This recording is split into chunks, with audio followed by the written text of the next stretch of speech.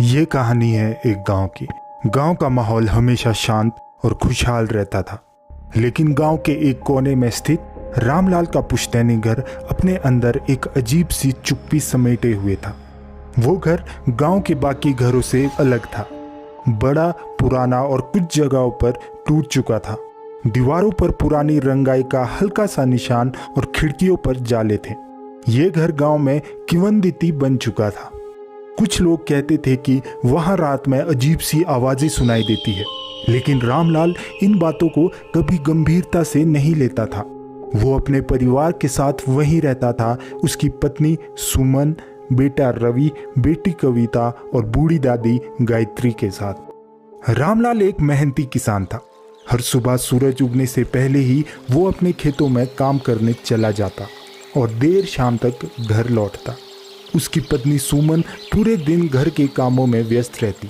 वो परिवार की देखभाल में अपना पूरा समय लगाती। रवि, रामलाल का बड़ा बेटा, पढ़ाई के लिए शहर में रहता था और केवल छुट्टियों में घर आता था। कविता, जो गांव के स्कूल में पढ़ती थी, मासूम और थोड़ी डरपोक थी। उसे अंधेरे से बहुत डर लगता था। दादी, जो बहुत बूढ़ी हो चुकी थी, अक्सर परिवार को पुरानी कहानियां सुनाया करती थी, जिनमें कई डरावनी बातें भी शामिल होती थी। गर्मी की छुट्टियों में रवि घर आया हुआ था। पूरा परिवार एक साथ था और सबने सोचा कि इस बार की छुट्टियां हंसी खुशी में गुजरेगी। लेकिन छुट्टियों के शुरू होने के कुछ ही दिन बाद अजीब घटनाओं ने घर के माहौल को बदलना शुरू कर दिया। एक रात जब सुमन रसोई में खाना बना रही थी, उसने अपने पीछे एक धीमी आवाज सुनी जो उसका नाम पुकार रही थी। सुमन, सुमन। उसने मुड़कर देखा, लेकिन वहां कोई नहीं था। पहले उसने इसे नजरअंदाज किया, सोचा कि शायद ये उसका वहम होगा।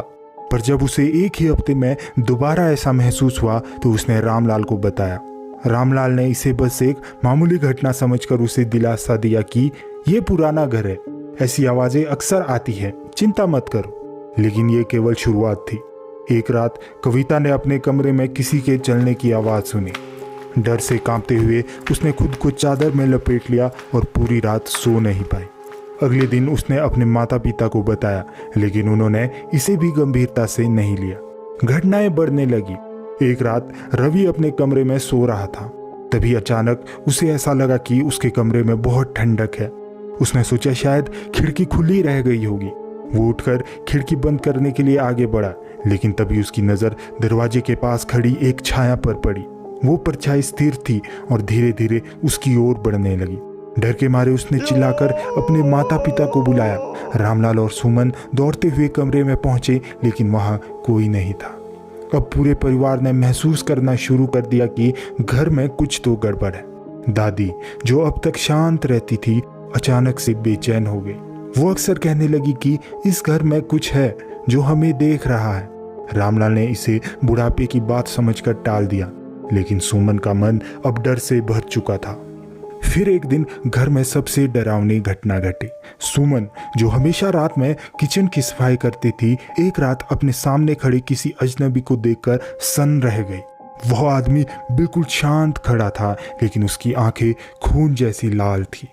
जैसे ही सुमन चीखी, वो छाया गायब हो गई। पूरा परिवार जाग उठा और सबने मिलकर सुमन को शांत करने की कोशिश की, लेकिन वो घटना उसके दिमाग पर गहरा असर छोड़ गई। अब घर का माहौल पूरी तरह बदल चुका था। दिन में भी अजीब सी आवाजें सुनाई देती थी। कभी सीढ़ियों पर किसी के चलने की आवाज, तो कभी दरवाजे का खुद ब खुद खुलना बंद होना। परिवार ने पंडित को बुलाकर घर की पूजा भी करवाई, लेकिन इससे कुछ भी नहीं बदला। एक रात जब पूरा परिवार सो रहा था, अचानक घर की सभी खिड़कियां जोर जोर से हिलने लगी। हवा के साथ दरवाजे भी धमाके के साथ बंद होने लगे। सब जाग गए और दहशत में आ गए। दादी ने रोते हुए कहा, ये हमारे पुरखों का गुस्सा है। इस घर में कुछ ऐसा हुआ था जो हमें नहीं पता। हमें इस रहस्य को सुलझाना होगा। दादी की बातें सुनकर रामलाल ने घर की पुरानी अलमारी से एक पुरानी डायरी निकाली जो उसके दादा की थी। उस डायरी में लिखा था कि इस घर में बहुत पहले एक भयानक घटना घटी थी।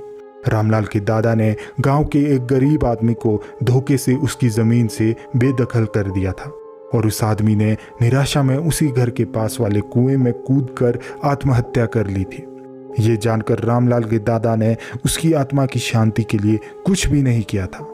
अब रामलाल और उसके परिवार ने फैसला किया कि वो उस आत्मा की शांति के लिए हवन करेंगे। उन्होंने पूरे गांव के पंडित को बुलाकर घर में एक बड़ा हवन करवाया।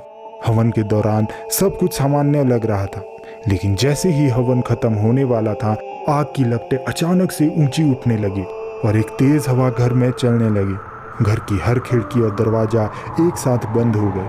हवन की आग अचानक बुझ गई और पूरे घर में अंधेरा छा गया। तभी एक गहरी भयानक आवाज गूंजी, मुझे न्याय चाहिए। उस रात के बाद सब कुछ शांत लगने लगा। ऐसा लगा कि आत्मा शांत हो गई थी। परंतु एक रात जब परिवार सो रहा था, रवि अचानक गायब हो गया। सबने मिलकर उसे ढूंढने की कोशिश की, लेकिन वो कहीं नहीं मिला। सुबह के समय उसका शव उसी पुराने कुएं के पास मिला जो उस भूतिया घटना का केंद्र था। उसका चेहरा भय से विकृत हो चुका था, जैसे उसने कुछ बहुत भयानक देखा हो। रवि की मौत ने रामलाल के परिवार को पूरी तरह से तोड़ दिया।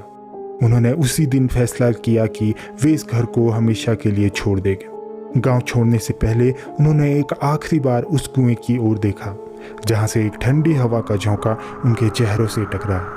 वो घर अब भी गांव में खाली पड़ा है। गांव के लोग कहते हैं कि रात के अंधेरे में अब भी उस घर से किसी के रोने की आवाज़ आती है।